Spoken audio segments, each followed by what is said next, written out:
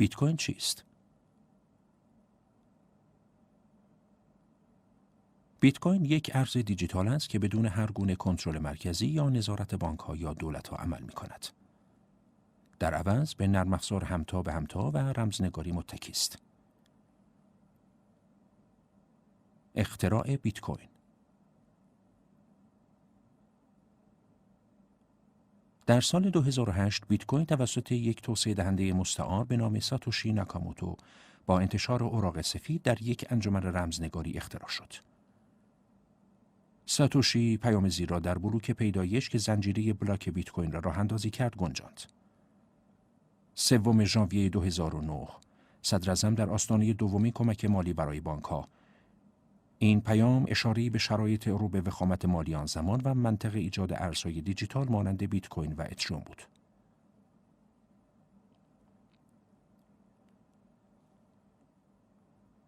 بیت کوین چگونه کار می‌کند؟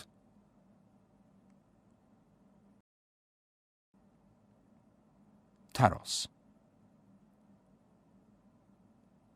بلاکچین یک دفتر کل عمومی مشترک است که کل شبکه بیت کوین به آن متکی است.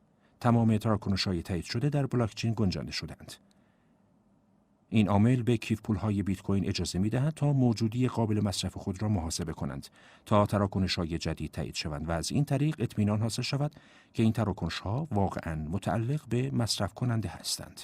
یکپارچگی و ترتیب زمانی بلاکچین با رمزنگاری اعمال می‌شود. تراکنش‌ها. تراکنش انتقال ارزش بین کیف پول‌های بیت کوین است که در بلاکچین گنجانده می‌شود. کیف پول‌های بیت کوین یک تکه داده مخفی به نام کلید خصوصی یا سید را نگه می‌دارند که برای امضای تراکنش‌ها استفاده می‌شود و یک مدرک ریاضیاتی مبنی بر این است که آنها از طرف صاحب کیف پول آمده‌اند.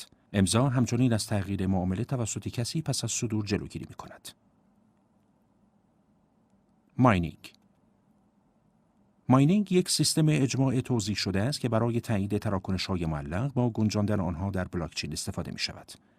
این عامل یک ترتیب زمانی را در بلاکچین اعمال می‌کند، از بی‌طرفی شبکه محافظت می‌کند و به رایانه‌های مختلف اجازه می‌دهد تا در مورد وضعیت سیستم به توافق برسند. برای تایید تراکنش‌ها باید در بلوکی بسته‌بندی شوند که با قوانین رمزنگاری بسیار سختگیرانه مطابقت داشته باشند که توسط شبکه تایید می‌شود. این قوانین از اصلاح بلوک‌های قبلی جلوگیری می‌کند، زیرا انجام این کار همه بلوک‌های بعدی را باطل می‌کند. ماینینگ همچنین معادل یک قرعه کشی رقابتی را ایجاد می‌کند که مانع از آن می‌شود که هر فردی به راحتی بلاک‌های جدید را به طور متوالی به بلاکچین اضافه کند.